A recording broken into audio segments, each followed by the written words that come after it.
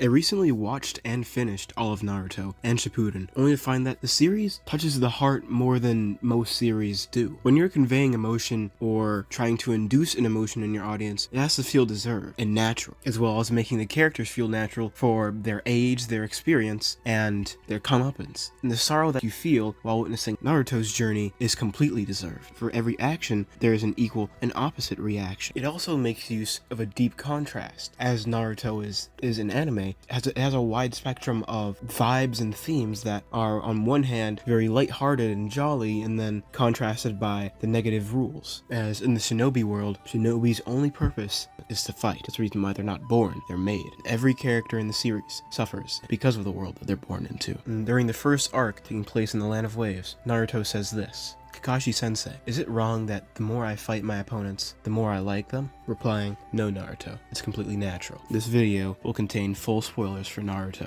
What initially led him on this journey is that he wants to become Hokage. So at the beginning of Naruto is just a child. He's basically graduated from preschool, and the rank he is a Genin. The rankings go by Genin, Chunin, and Jonin. And the only rank above Jonin is the Hokage, which is the chief leader of the village. There's only been 4 Hokages, and with battles happening all the time, the Hokage tends to die in one. Why am I telling you this? The reason the 3rd Hokage is back in power is because the 4th one was the one who sealed the Nine Tails inside Naruto, leading him to be ostracized by everyone around him. And being bullied by straight-up adults, he had a hard time learning jutsu, as well as having his mentor or teacher for the equivalent of preschool in this world, Iruka, parent him as well. This is the same preschool teacher who stood in front of a massive shuriken and took the hit for Naruto, even though the nine-tailed fox killed his parents. After learning about his true nature, having this fox inside of him, Naruto believes it, and believes that Iruka believes he's nothing more than a beast as well, until he says this. Iruka stands up for him, and says that he's nothing like a beast, that Naruto works hard, and no matter how hard they push him, he gets back up again, and dubs him Naruto Uzumaki of the village hidden in the leaves, cementing the fact that he is part of this village. Naruto perfectly performs the Shadow Clone Jutsu, creating multiple clones. And I feel like this is symbolic of, he usually messes up on the first clone, or the first clone gets attacked and it poofs away, but he keeps on trying. And that's who he really is. That's what it symbolically means, the Shadow Clone Jutsu to him, and he's the only one who really uses this as well. Everyone else who uses clones in this series either makes them out of a certain element, but he makes a Shadow Clone Jutsu, a shadow of himself. If one clone doesn't make it, then the other one usually does. And hidden somewhere in those clones is the real Naruto, each clone trying and trying again to accomplish whatever goal he's using them for, and in the end, he does. But as promised, if he learned one of the jutsu on the scroll, is able to graduate off of it. And then we are introduced to Sakura, Kakashi, and the most important one of all, Sasuke, who is one of the last Uchihas after they were massacred by Itachi Uchiha, who has the Sharingan. Uchihas have the Sharingan. While using it, they're able to recall anything they see while it's on, and also copy anything that they see effortlessly. Naruto and Sasuke are rivals. Sasuke wants to avenge his clan, and Naruto wants to become Hokage. And even worse, Naruto has a crush on Sakura, and Sakura has a crush on Sasuke, and seems Sasuke's married to the money, or by that I mean avenging the Uchihas. Using this, he's able to be better than Naruto in every possible way. But once they go on their first mission together, Naruto learned from Zabusa's disciple that a person becomes truly strong when they're defending something that's precious to them. So of course, there's Zabusa and his disciple, Haku. Haku loved Zabusa, and Zabusa gave him a purpose. Whether it's a bad purpose to kill people and stuff, he doesn't care. Meanwhile, Zabusa did not care for him. Zabusa only used Haku as a weapon, and Haku was happy being that. Zabusa changes Naruto's entire world perspective. He's never seen anything like this. Then Naruto, after a 24-episode battle, spouts what it was all for after Zabusa is near defeat. He asks the questions, "If I become stronger, will I become as cold-hearted as you?" And Kakashi says, "The ninja world, those who break the rules are scum." That's true, but those who would abandon their comrades are worse than scum. And then Zabusa says, after losing his executioner's blade, "Your words cut deep, deeper than any blade," and dies beside Haku, as that's the least he could do for him now. After that, and during a training exercise, Sasuke gave Naruto his lunch, even though he wasn't supposed to, and now they're on their first very life-threatening mission. They learn that there's something precious that they have to protect is each other. And even through that, they prevailed, because of the only reason that Kakashi let them pass the bell test: teamwork. And now they enter the Chunin exams, which is it's like the Olympics, sort of. No, not really. The Chunin exams reinforce the idea of fooling others no matter what, through the paper test where they tell you not to cheat, but you're actually supposed to, and everybody who didn't usually ends up failing or getting kicked out. Sakura begins to realize how weak she is compared to Naruto and Sasuke. This motivates her goals in Shippuden. There's also a new village competing this year, the Hidden Village of the Sound, which quickly make themselves out to be the bad guys. The Hidden Leaf were protecting each other, and the Hidden Sound Village were fighting for Orochimaru, the guy who's a former Hidden Leaf shinobi who experiments on shinobi. But it's in the final round of the Chunin exams where Rock Lee and Gaara of the Sand duked it out in the greatest fight in anime history. If you ask anyone, they will bring this up. Rock Lee and Gaara are really just Naruto and Sasuke, in the way that one of them is a natural talent at what they do, and the other one had to work for it from the bottom up. Rock Lee is not able to use any ninjutsu, moves that everyone can use, genjutsu, moves that are from a certain bloodline. He can only use taijutsu, which is basically just throwing hands. And you could say that Gaara is born with talent. The ultimate defense wasn't an autopilot and Shukaku wasn't just protecting him, but he actually had a very rough come-up. Both of them did. Alright, this next part's for the sand burial part where I messed it up. A usually instant killing technique, the sand coffin and the sand burial, which are exactly how they sound, and are also Gaara's two signature techniques.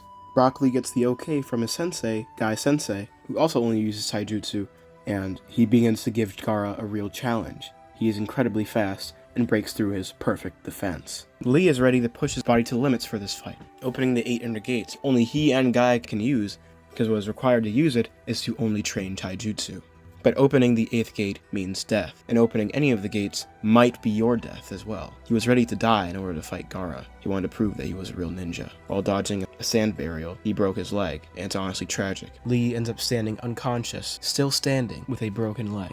Guy steps in to stop fight from happening. Due to this, Lee is automatically disqualified. Lee will never be able to be a ninja again. We find this out after the fight. To see such a gifted person, to see such hard work thrown down the drain, I wasn't expecting it, but Rock Lee brought a tear to my eye. The winner is Gaara of the Sand. Nonetheless, if there's any reason to watch Naruto, it is because of this fight. That being the final match, the preliminaries, they go on to the real thing, with every Kage watching. Then Hinata and Neji go up against each other, both possessing the Byakugan. This is the most racist fight in the entire show. You see the Hyuga clan, which both of them are part of. Hinata is part of the main branch, but she's less talented. Neji is the more skilled Hyuga clan member. Neji is ready to kill Hinata in order to prove his branch of the clan is superior. He basically almost does. He tries to stop her heart. He ends up winning nonetheless, as Hinata can't progress. This causes a problem because Hinata has a crush on Naruto, and Naruto cares for her as well, even though he doesn't realize. Nonetheless, he hates to see the weak being picked on like this. Sasuke dispatches the sound shinobi who is in his match quickly, while Naruto is left to fight one of his own, Kiba and his dog. He proves his worth by using his Shadow Clone Jutsu in an unexpected turn of events. Naruto ends up fighting Neji and proving that his outlook on life is wrong. Neji believes that people can never change, but by defeating him, he proves him wrong. Someone like him can choose not to be a wimp forever, just like how Lee decided the same exact thing. Sasuke fights Gaara and makes him bleed. During the exams, Orochimaru, using the power of the Sound Village, has a full invasion on the leaf, summoning his massive snake, not his snake, and Orochimaru reveals himself as the Kaze Kage because he killed the real one, aka the Hokage of the Sand. Then the Chunin exams are basically called off as there's literally a state of emergency happening. Before that, he meets Jiraiya, a sage from Mount Myoboku. I promise this makes sense. He teaches Naruto summoning jutsu, the same summoning jutsu that Orochimaru uses to summon a massive snake. And when he encounters Gaara trying to kill Sasuke, he uses it, summoning Gamabunta to his assistance. And using Gamabunta, he hops onto Shukaku, the sand spirit, and then headbutts Gaara, knocking him out. Then both exhausted from running out of chakra, as he cries out, Gaara tells Naruto to stay away, as he does not want to die here. Naruto says to Gaara,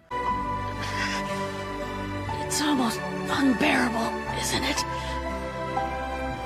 The feeling of being all alone. I know that feeling. I've been there, in that dark and lonely place. But now there are others. Other people who mean a lot to me. I care more about them than I do myself, and I won't let anyone hurt them. That's why I won't ever give up. I will stop you, even if I have to kill you." But why? Why would you do this for anyone but yourself? Because they saved me from myself. They rescued me from my loneliness. They were the first to accept me for who I am. They're my friends.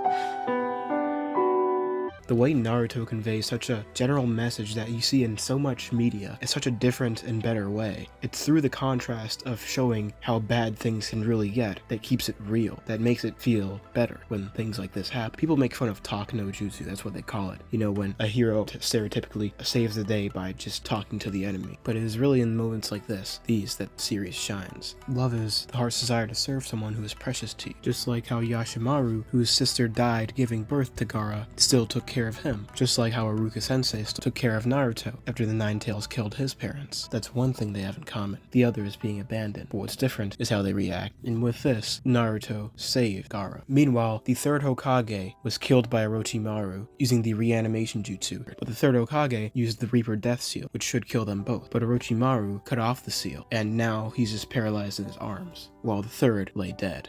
And with that, the Hidden Leaf Village needs to find its fifth Hokage. And the biggest choice for next Hokage was Jiraiya, but he decides that he's not that type of person. He's not cut out for the role, he says. So after all that, Naruto trains more with Jiraiya, trying to learn a jutsu that the fourth Hokage was never able to perfect, the Rasengan. If Naruto wants to become stronger, he must learn it. So he goes out to find the other legendary Sannin, the three legendary Sannin being Jiraiya, Orochimaru, and Tsunade. And Tsunade, they search for while also training Naruto to perfect the Rasengan. It is here when Jiraiya educates Naruto on the three shinobi. These are three things that will destroy any shinobi, and you see it in very big figures in the series, these being the three Sannin. The first one being sure to destroy any shinobi from the inside out, these being lust for woman, a love for money, and the relentless pursuit of power. And once they finally meet her, the dynamic between Naruto and Tsunade is probably one of the best banters, weird rivalries in the series, and challenges Tsunade to a duel. And he says in 3 days, if he masters the Rasengan, he'll get the first Hokage's necklace, and that she'll acknowledge that Naruto has what it takes to become Hokage. But if he loses, she'll rob him for all his money. Back in the Forest of Death, Orochimaru leaves his signature move, other than doing weird things with snakes, which he says this will eventually lead Sasuke all the way back to him. You see, Orochimaru has unlocked immortality, but every 2 or 3 years, he has to get a new body, and the people he hits with the curse mark are those who he eventually wants to use, to assimilate into their bodies. Currently, he's about his 3rd or 4th body. He has dozens of bodies in his multiple hideouts, literally keeping them in cages, these prisons. 2 members of the Akatsuki, basically assassins for hire, but also a terrorist group, pop up in the Hidden Leaf. Itachi using the Mangekyo. Itachi, the man who killed the entirety of the Uchiha, only sparing his brother, Sasuke Uchiha, who told him to become strong and feed off of hate and use it to become strong so that he'll become a worthy opponent for him. And that was it. It's at this point of Naruto where you really feel how powerless these children really are. With only Jiraiya standing in between them, Itachi pins Sasuke against the wall and uses the Mangekyo to make him relive the moment that he killed their parents over and over again. And then he whispers in his ear, "You need to hate me more." And then the two leave. Sasuke decides that he wants to leave the Hidden Leaf Village. He says that he's had fun playing ninja with Naruto in the Hidden Leaf Village, but the truth is, he can't become strong enough to defeat Itachi, his brother, if he stays there, which is why he wants to join Orochimaru. And eventually, he does. They have a fight in the Final Valley, where the first Hokage, Hashirama Senju, and Madara Uchiha fought all those years ago. Sasuke ends up knocking out Naruto after deciding not to kill him on a whim, and then he leaves. Sakura makes Naruto promise her that he will bring Sasuke back. Naruto promises. Naruto decides that if Sasuke's leaving the village, he becomes stronger, and if he wants to bring him back to the village and save him from himself, just like he did with Gaara, he's going to need to train a lot. So he leaves the Hidden Leaf Village, he leaves into the wilderness to train with Jiraiya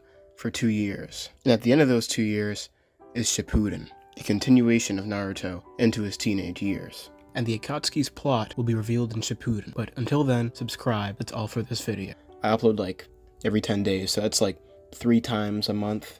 Subscribe. We're at 317 right now, but you can make it 318 if you press that button.